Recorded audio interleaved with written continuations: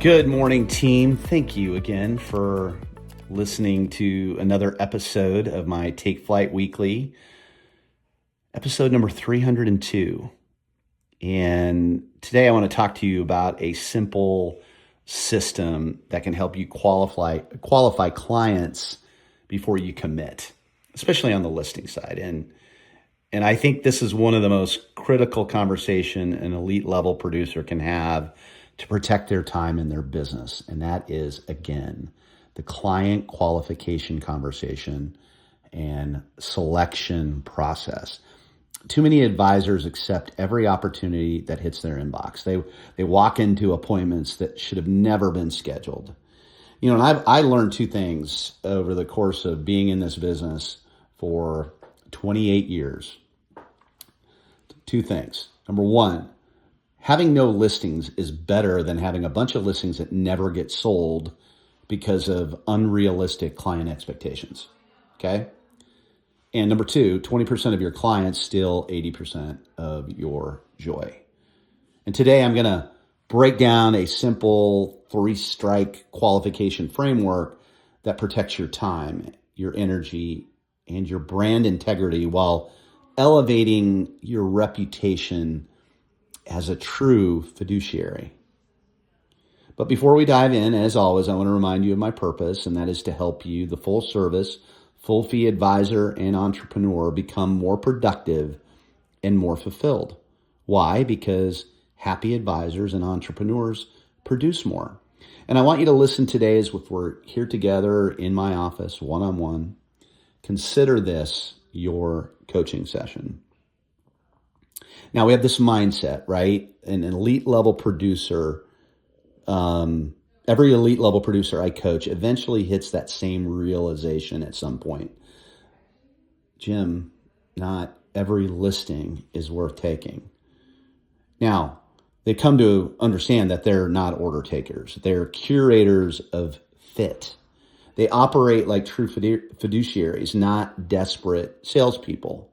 Their time, their expertise, and marketing dollars are reserved for clients who respect their process. There's a freedom that comes when you stop chasing every lead and start leading with boundaries and standards. When you qualify each lead effectively, you attract clients who value your professionalism, your processes, and your track record. This is not about being arrogant. This is about protecting your time. Time, my friends, is your most valuable asset. And you come to realize this when you don't have any of it. In a perfect world, all of your client transactions would stem from 2 degrees of separation, right? In this world, you would be working with people that you know how they operate, and they know, like, and trust you. And for those they introduce to you, they also come with some level of expectation of how you operate. So there's a general understanding in 2 degrees of separation. Now, obviously, we don't operate in a perfect world. Our marketing and success will provide us opportunities for additional new business, which is vital to our success and our growth. In these scenarios where we are engaged with new opportunities, we do need to be careful. We need to tread lightly. We need to implement a qualification and selection process when engaging new clients that don't know us and we don't know them. Now, I want to take you through a framework that I developed from a conversation with one of my coaching students. Now, this was an actual transcription, what I'm going to go through, of a conversation I had. We recorded it, and then I took it and I ran it through AI and put together this framework. Okay, so use it as your process should you choose. Okay, and it's basically a 3-strike rule when you are engaging new clients on the listing side, especially. Strike number 1, you ask about their, it's basically the source of business. So you would ask, how did you hear about me? Or how did you, find me? If the answer isn't a referral or introduction within 2 degrees of separation, note it. That's your first strike. If it doesn't disqualify them, but it does raise that initial red flag. Referrals indicate trust. Cold leads require more time, energy, and proof. If it's an introduction, move towards setting up your listing presentation. Okay. And when we get into the next question, strike two is the competition check. And you're going to ask that client when you're, again, interviewing them on the phone, how many agents are you interviewing?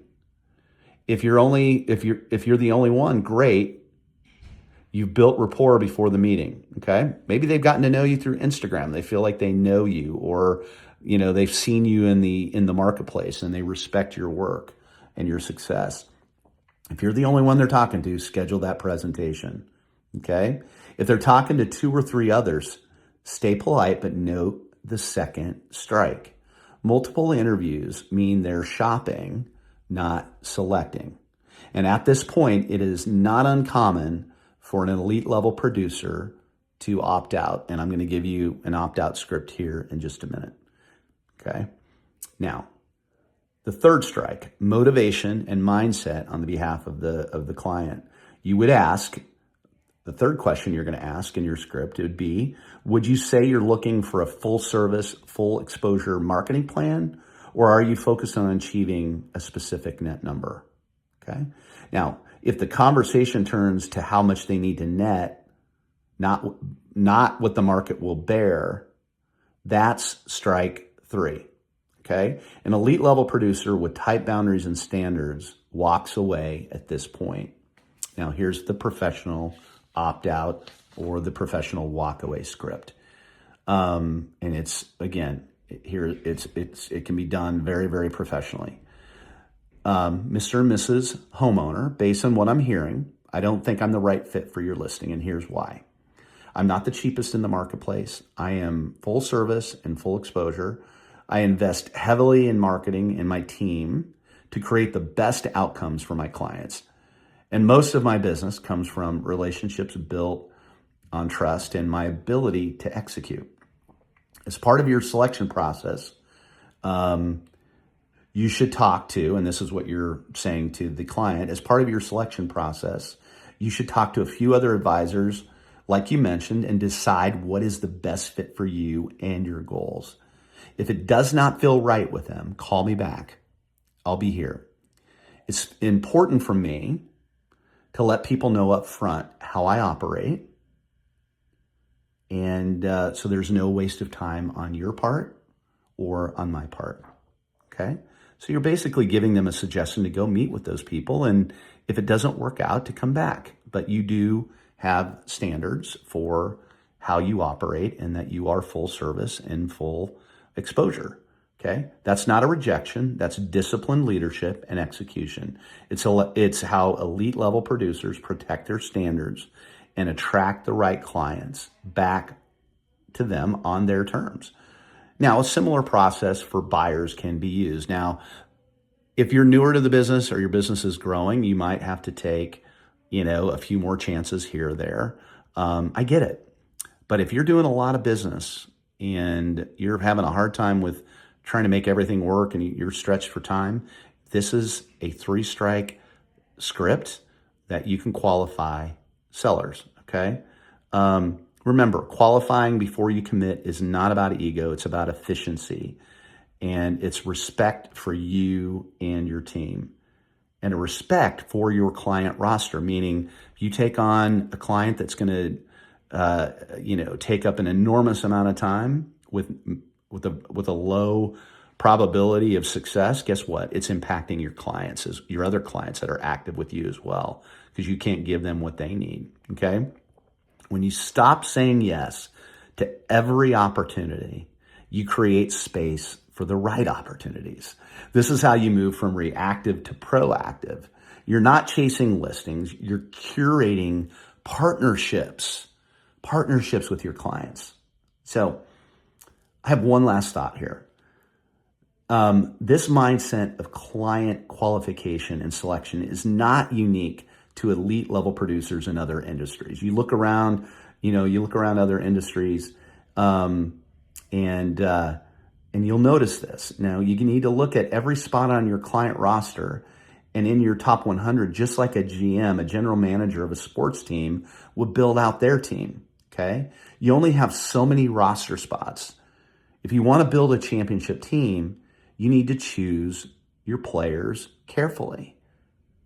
If you're newer to the business, like I said, your growth to your goals will be quicker and less painful if you choose carefully as you go. Now, again, your standards and your boundaries are different as you're growing your business. But those, if you're not selecting your clients properly, it's gonna be difficult at every stage of the business. Now, I want you to remember this word, and the word is fit. Does a client fit your business model? If you commit to this strategy now, the one we talked about today, you can thank me later. If you've noticed, team, I am all about saving time. Time is our most precious asset, and I'm going to do everything I can to really get you focused on this one topic, and that is being very, very careful at every stage of your business to make sure that everything is a fit. But there are ways to do it, and that's what I'm here to share today. So if this episode resonated with you, I want you to do me a favor. Share it with someone in your world who needs to hear it, whether it's a colleague, a friend, or a team member. I really do feel like we rise by lifting everybody up and those around us. And don't forget, every episode is also sent out via email. So if you're not already getting it, you can go to my Instagram at Ask Jim Miller, and in the profile link, there is a section there where you can subscribe. And again, team, I'm simply here to help. And if this has helped you, chances are it could help somebody else.